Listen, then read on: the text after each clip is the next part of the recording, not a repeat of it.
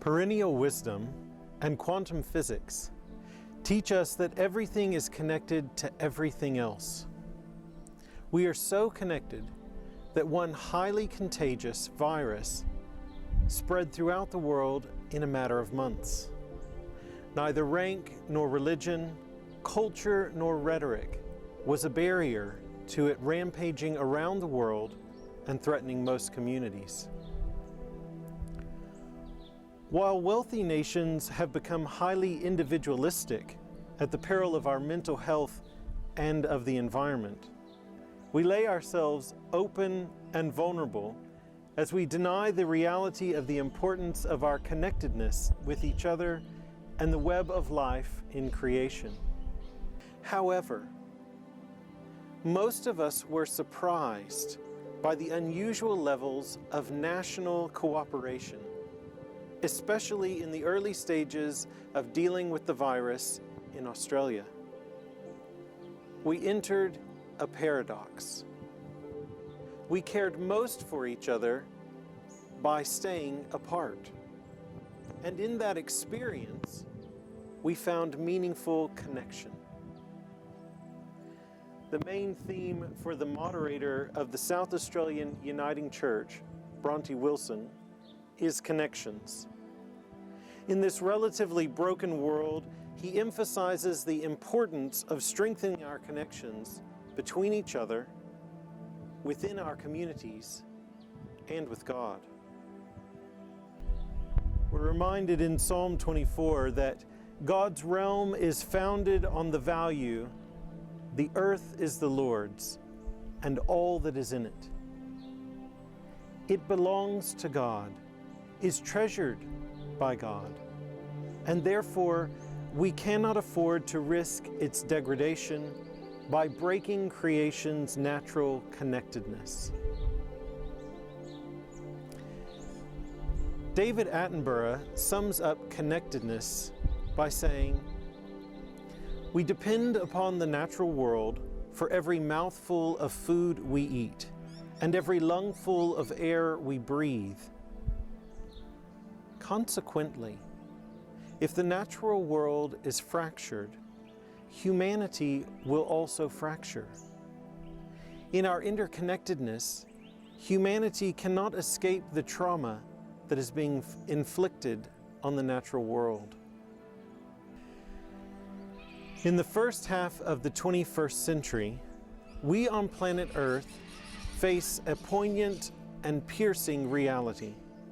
We are staring down at what Professor Will Steffen, the top climatologist in Australia, calls the three main challenges to humanity: climate change, the degradation of the biosphere, and the growing inequalities between and among countries.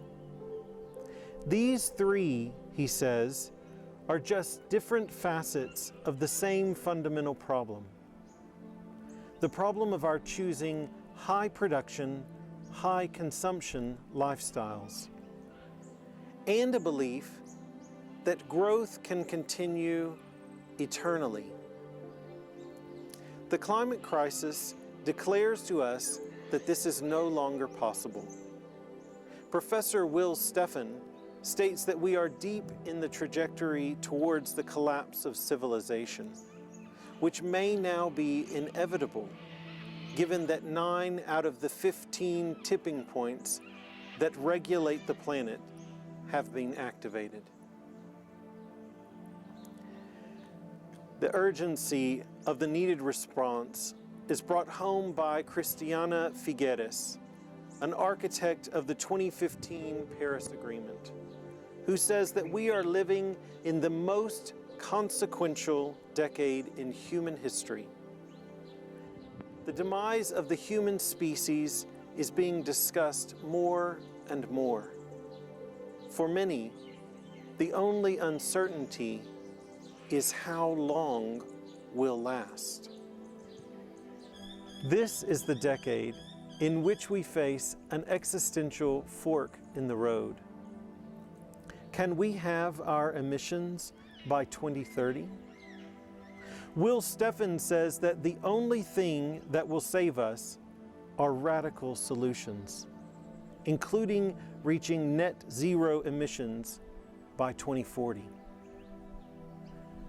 2050 will be too late. The status quo of high emissions offers only constant degradation, destruction, human pain, and biodiversity loss.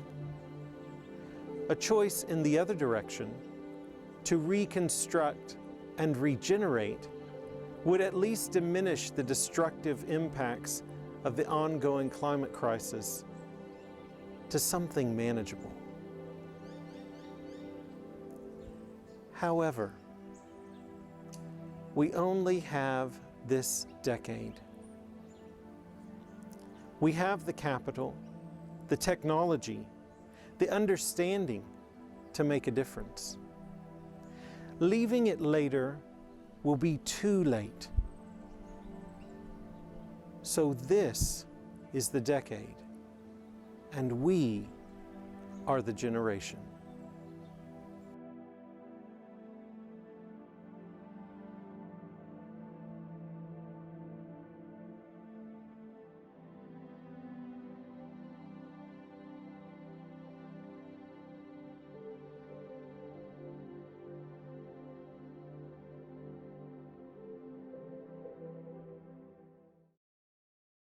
You are now encouraged to use these questions for group discussion.